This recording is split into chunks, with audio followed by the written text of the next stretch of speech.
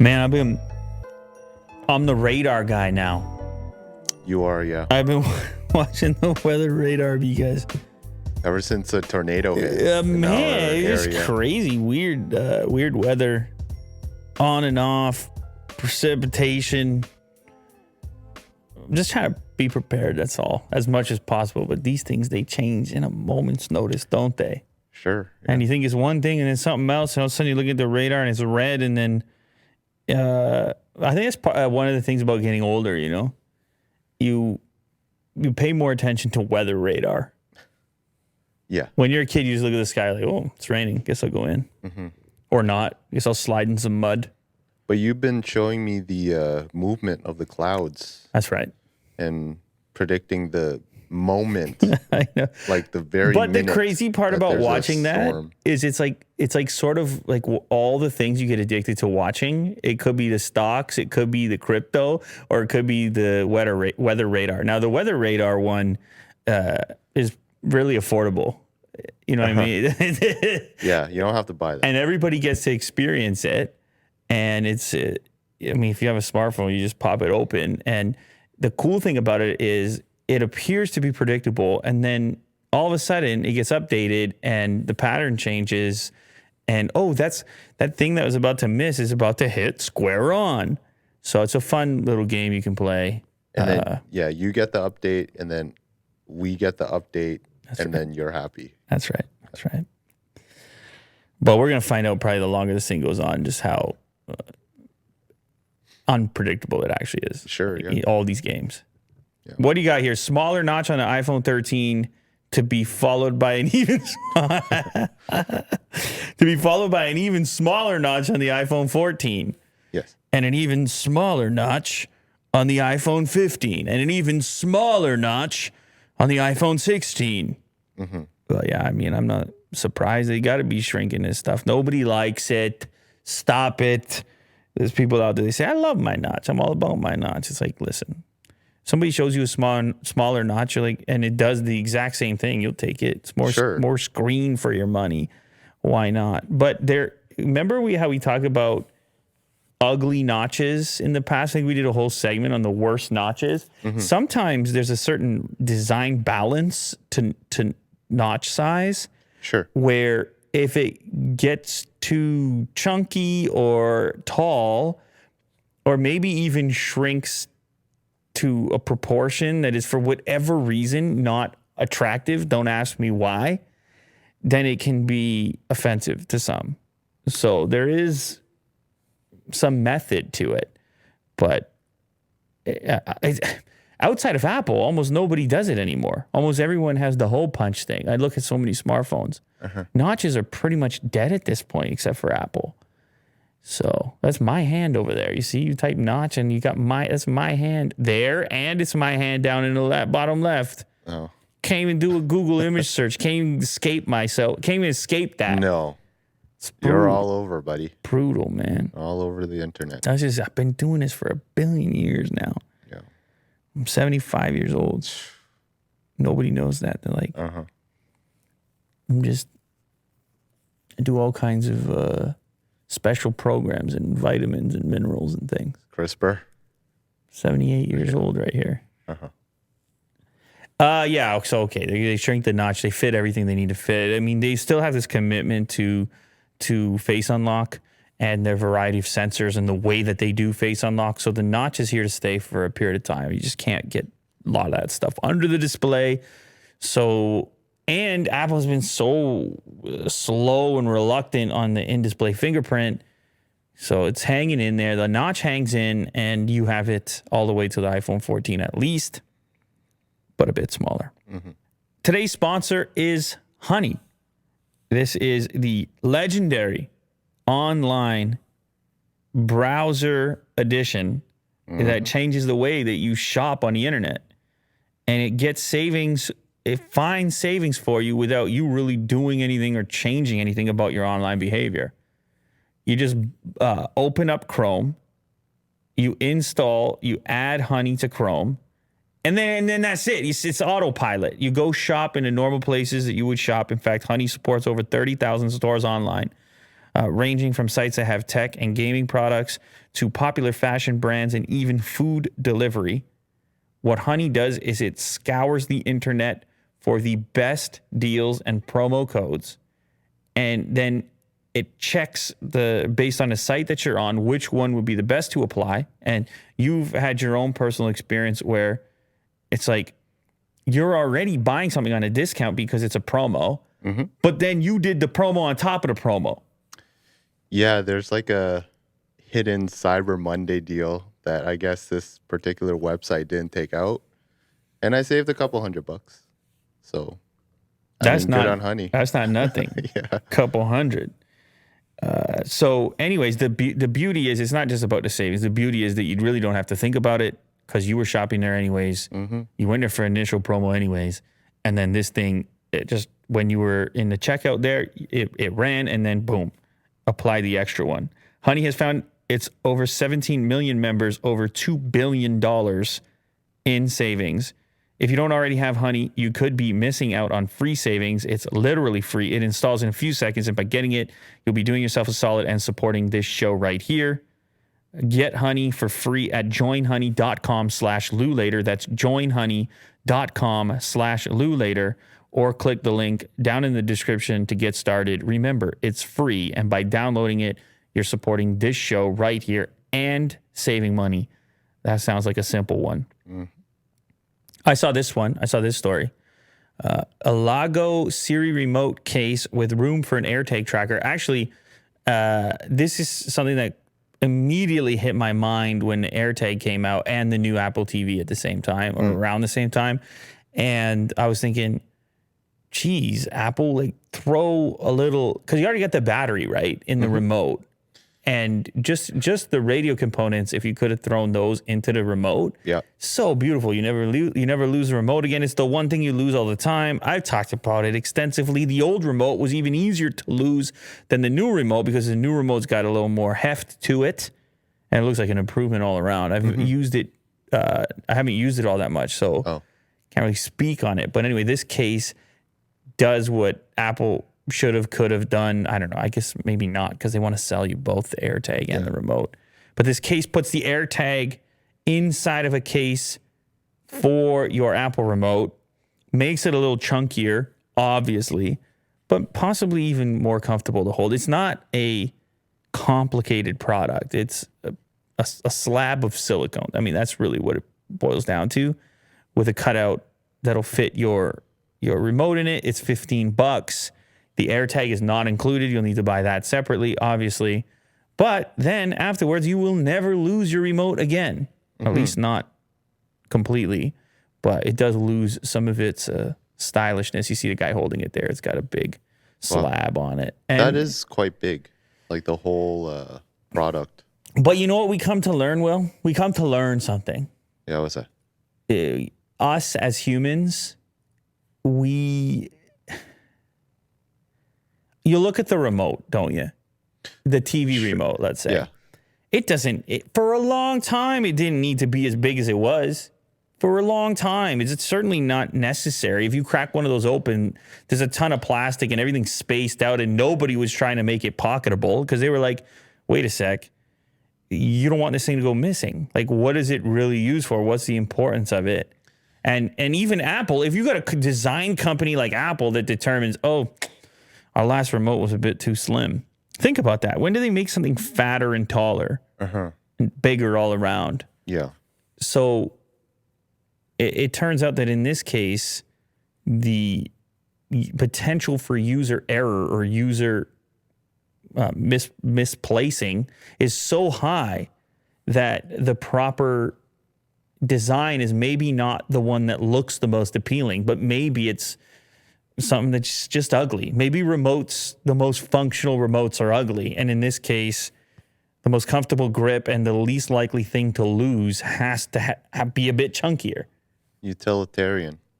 Yeah. It's like one of those rare cases where you want something to be chunkier, and the portability of it is really not all that important because it really lives in one place. I'm trying to think of other examples of things that you want to be chunkier than they already are. A Kit Kat.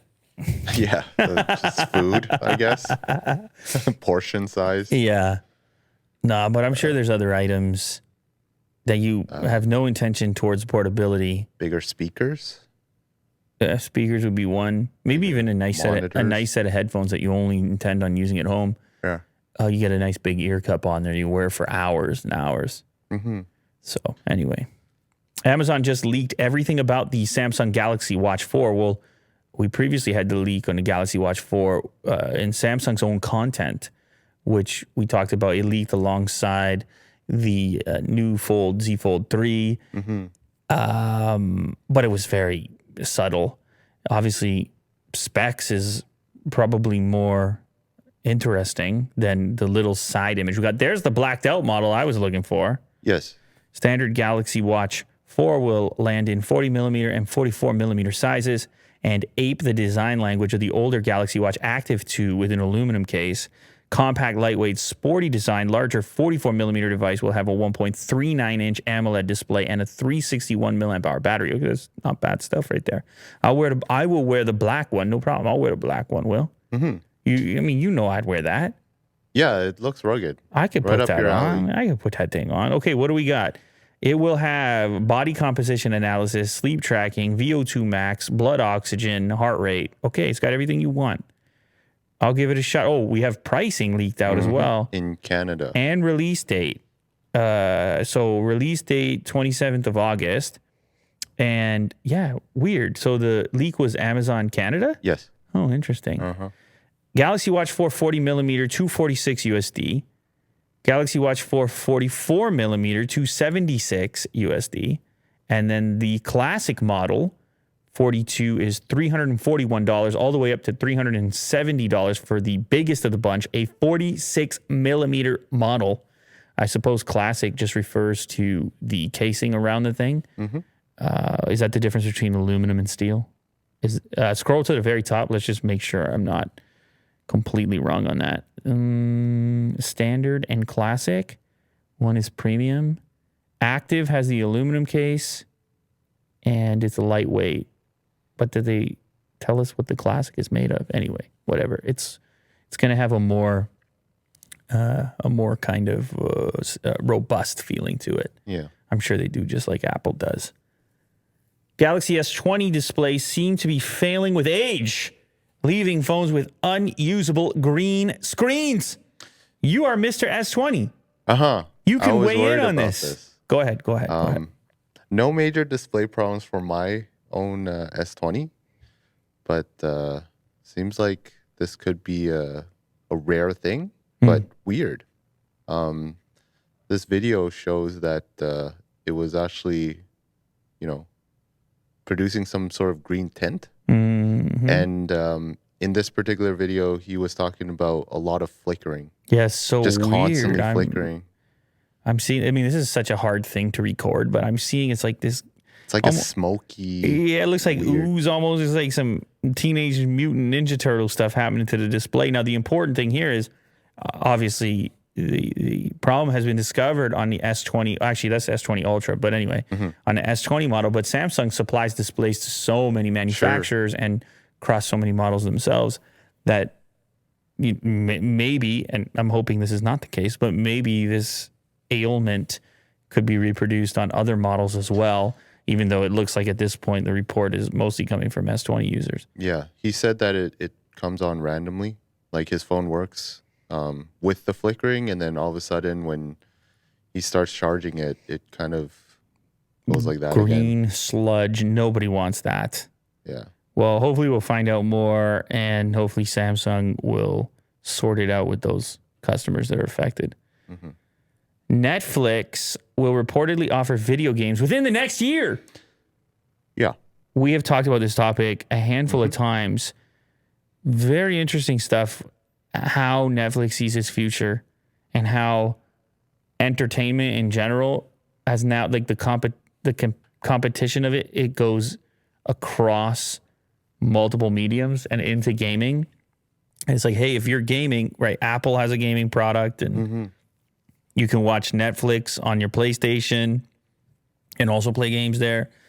And then the great game streaming services that we've talked about and experimented with, from Stadia to NVIDIA's thing.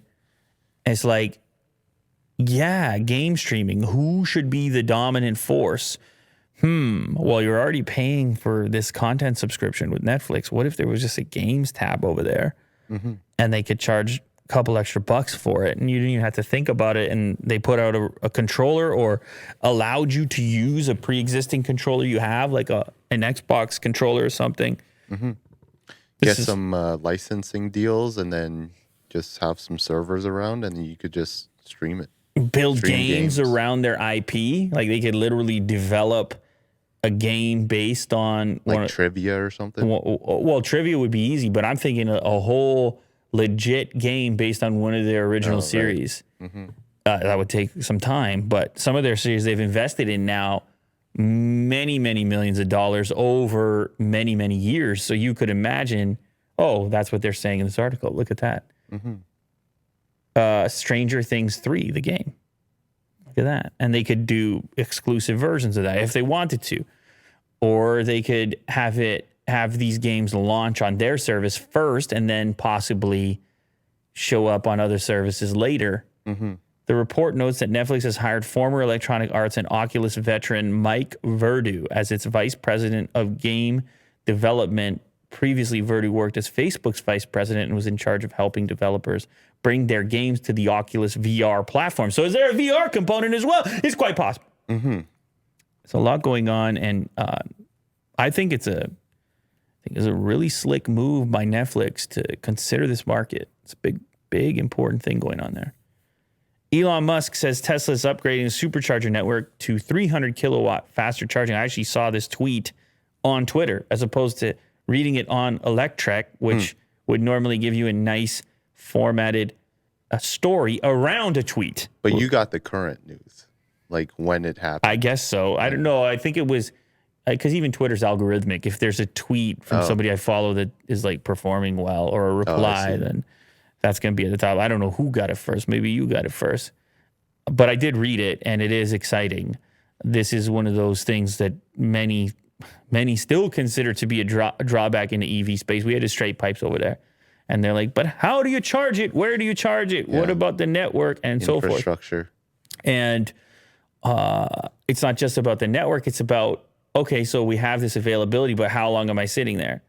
So if you upgrade from 250 kilowatt to 300 kilowatt, ain't nobody complaining about that. We got the fast charging going on. Let's see what it says. Well, it is true as well that there are faster chargers out there now. So the market has become more competitive, applying some pressure to Tesla to upgrade their stuff as well. Although I haven't bumped into any of these 350 kilowatt chargers. So they're few and far between. Anyway, so here's the tweet. Supercharger V3. Now I'm curious, what power out are we talking about? 350? And then Elon says, a mere 350. What are you referring to? A children's toy? What? But that was in 2016. Yeah. That's an old tweet. That's not the one this is the one that I read here. Car and Driver EV 1000 top 10. And this was, I guess Car and Driver did a list. Got all three, like the top three are Teslas. Yeah, of their top 10. And then his reply was not bad, although the new Model S has more range and faster charging. I guess he wants the list to reflect the latest models. And it's also where he says the Supercharger network is being upgraded. So that will help too, because I guess they took that into consideration when they were evaluating the EV options.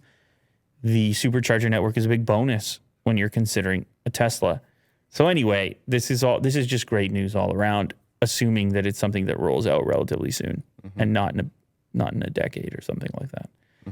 Dogecoin Creator says crypto is a scam. Yes, this guy Jackson Palmer has not been happy about most of this recent Doge stuff and did not appear to be a fan of Elon's interest and involvement pretty much from the jump.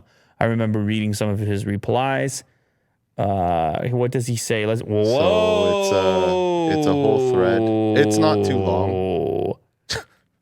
Just a couple of tweets. It always amazes me. But very condensed and it always amazes me when insightful. You use Twitter this way because I never do. I just can't imagine putting all those letters on Twitter. I would just come here and talk, right? Like I'm so in the mindset of Like this feels so much more efficient if I want to say all that. Sure. But he doesn't have a platform.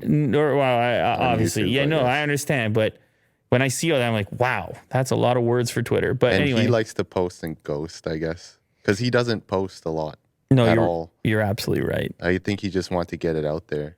I'm often asked if I will return to cryptocurrency or begin regularly sharing my thoughts on the topic again. My answer is a wholehearted no. But to avoid repeating myself, I figure it might be worthwhile briefly explaining why here. After years of studying it, I believe that cryptocurrency is an inherently right-wing, hyper-capitalistic technology built primarily to amplify the wealth of its proponents through a combination of tax avoidance, diminished regulatory oversight, and artificially enforced scarcity. Despite claims of decentralization, the cryptocurrency industry is controlled by a powerful cartel of wealthy figures who, with time, have evolved to incorporate many of the same institutions tied to the existing centralized financial system they supposedly set out to replace. The cryptocurrency industry leverages a network of shady business connections, bot influencers, and pay-for-play media outlets to perpetuate a cult-like get-rich-quick funnel designed to extract new money from the financially desperate and naive. Financial exploitation undoubtedly existed before cryptocurrency, but cryptocurrency is almost purpose built to make the funnel of profiteering more efficient for those at the top and less safeguarded for the vulnerable. Cryptocurrency is like taking the worst parts of today's capitalist system, e.g. corruption, fraud, and inequality, and using software to technically limit the use of interventions, e.g. audits, regulation, taxation, which serve as protections or safety nets for the average person. Lose your savings account password, your fault. Fall victim to a scam, your fault. Billionaires manipulating markets, they're geniuses. This is the type of dangerous free-for-all capitalism cryptocurrency was unfortunately architected to facilitate since its inception. But these days, even the most modest critique of cryptocurrency will draw smears from the powerful figures in control of the industry and the ire of retail investors who they've sold the false promise of one day being a fellow billionaire. Good faith debate is near impossible. For these reasons, I simply no longer go out of my way to engage in public discussion regarding cryptocurrency. It doesn't align with my politics or belief system, and I don't have the energy to try and discuss that with those unwilling to engage in a grounded conversation. I didn't expect to read all of that. I didn't expect so either. I was going to paraphrase. It was kind of well written, though. It was, very insightful. Like, I didn't feel at any point like I was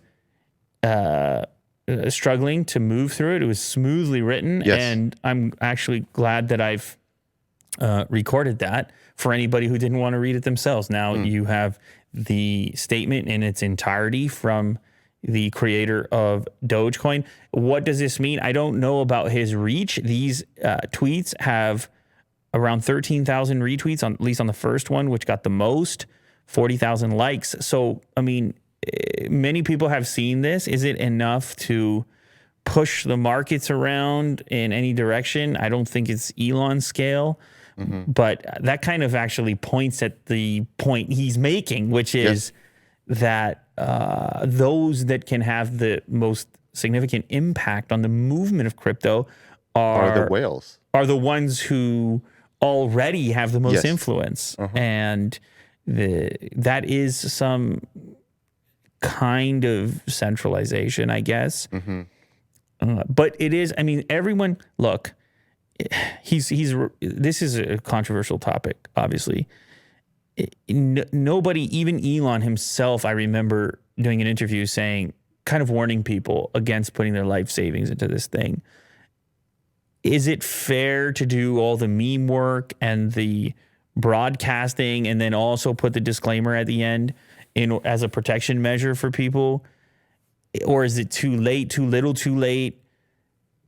It's tough because everyone wants to be in on the hype. No one wants to be left behind. Once a bunch of pals are sitting around talking crypto and following Elon Musk and all the rest of it.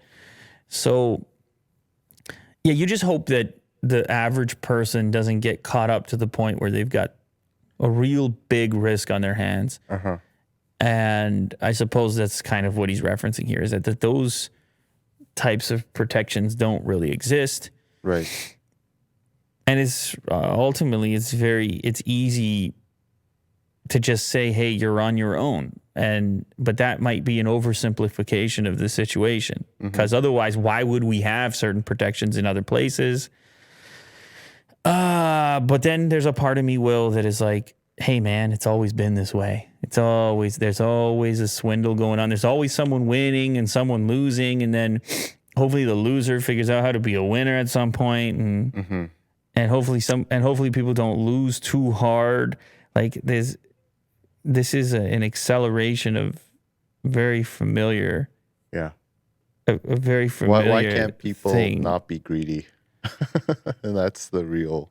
Well, even that is difficult because you're inside of a system.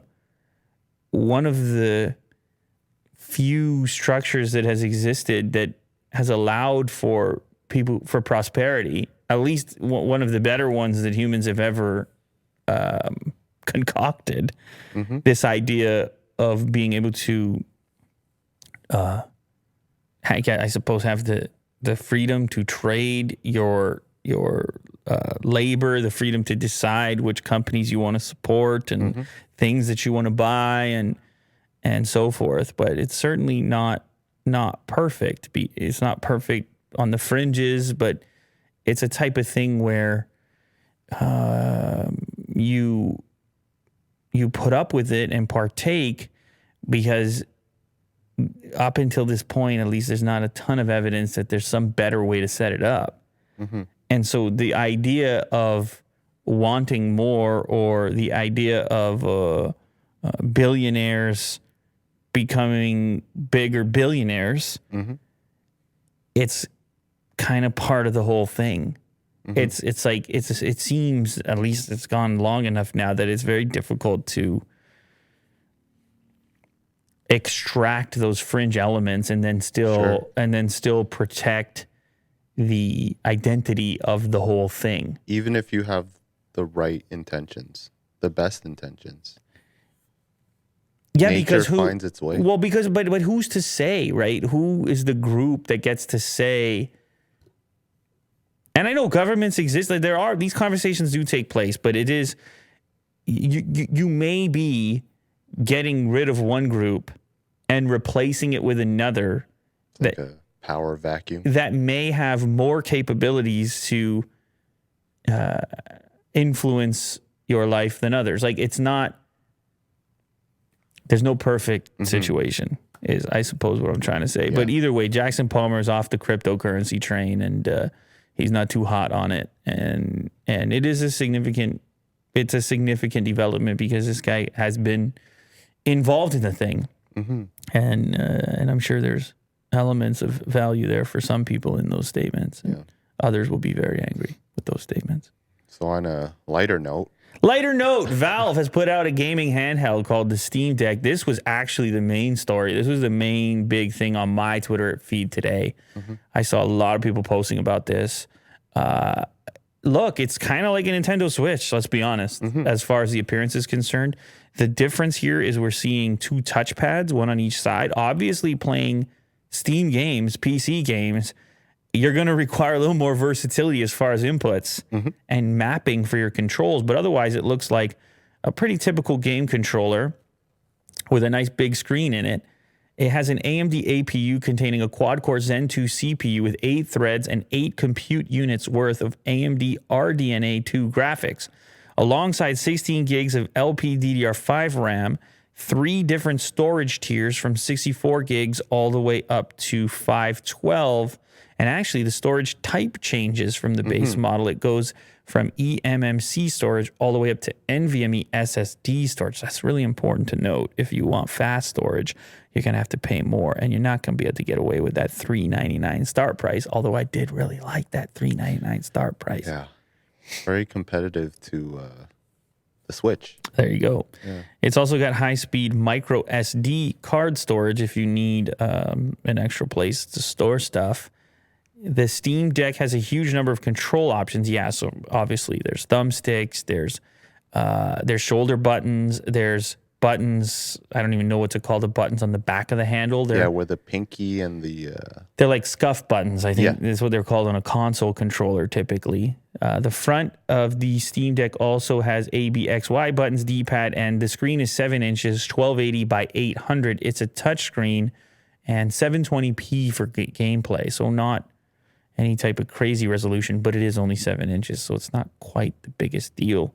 This is a nice diagram showing you everything you're working with there, where the speakers are located, and also a microphone on there, so you can input your voice as well. That's kind of cool. Mm-hmm. Very, very Switch-like. It obviously the control units don't come off of it. It's a singular portable unit. And the idea here is that you can take your library of Steam games, right? You can take it to the couch. Yes. You can move around. You can find a more comfortable position. You could go to bed and continue playing your game. Connect it to a TV or a monitor, and you can play there as well. Listen, man, if my Twitter feed is any indication of the potential popularity of this device, it seems like people want this thing. Mm-hmm. And it seems like people were desperate for an alternative to Nintendo's product as far as a portable is concerned. Mm-hmm. I guess you used to have Sony kicking around with the PS Vita, and I don't know, for whatever reason, they jumped out of that space. People already have comprehensive Steam libraries full of games. It makes sense. Kind of cool. Portable gaming is still now, around. I don't know how much you read about this, but what I'm trying to figure out is, do games get installed locally, or can you stream them? That's what I'm trying to figure out as well. Okay. It does work with remote play. So if you have a PC, it could stream it through Wi-Fi. And then you're using the GPU on your PC. Mm-hmm. But presumably with the hardware that I referenced earlier, if you head back to the Verge article, because I'm sure that they're going to state it. Let's actually go a little bit lower here. Okay. The battery's a 40 watt hour battery. You should be able to play games 30 FPS, 5 to 6 hours. You can also web browse on there and stream games. Yeah, for lighter use cases like game streaming, smaller 2D games, or web browsing, then you can get 7 to 8 hours. So you are going to be able to do your streaming as well on the Steam Deck, which is making me continue to think about the Stream Deck, which is the thing you're tapping away on right now. Yeah. Man, this is all... And what is the threshold for you to do remote play, like streaming from PC, to installing a game and playing it there? There's obviously like some sort of graphical performance, of course, difference. Valve will also sell a dock that you can use to prop up the Steam Deck and plug it into external displays like a TV. You won't need a dock to plug it into a TV, though, because it will plug in just via cables directly from the output. If you choose, the dock is just, I guess, there for convenience. It has USB-C that contains HDMI inside of it. There's also Bluetooth audio over there. Wow. All right. That's even more exciting then. If I like the versatility of it, that there's a couple different ways to interface with it. I like that. You can use the remote play, Valve's remote play if you want, but you can also, it seems like you can also play locally on it. It's running Linux as well. Full-fledged computer. Yeah. And it can also do your entertainment. Presumably it has your apps. I mean, if it has a web browser, you can do anything on it. Yeah, there was a cool little demo. I can't find it on the website, but you basically tap on the touchpad and you can actually aim where you want to aim, like just holding it because it has a gyroscope. Right. Just to get that precise aim. Variety of sensors in there. So it's very cool. When is the release? Intuitive. Did they mention that? Reservations for all the versions open on Friday, and it'll be releasing $5 reservation fee. December. Okay, so Christmas time, United States, Canada, European Union, and the United Kingdom, and then everything else comes in 2022. Mm-hmm. Wow. Oh, IGN got a hands-on? That's one heck of an exclusive. That's cool. So they got to play an early model. Obviously, they got to work on the software and stuff if they're not launching until December. But this gives you a nice little look at how it's going to feel to hold and use. Very It's switchy. a chunky boy. Chunkier Switchy. Yeah. Chunkier than the Switch. Cool. They're going to sell a bunch of those. Yeah, the Switch has been popular. This will be popular. That's awesome. Although in the past they've kind of had a hit and miss record on the hardware stuff. So With the Valve controller. yeah, we'll have to wait and see. But I'm excited. Cool.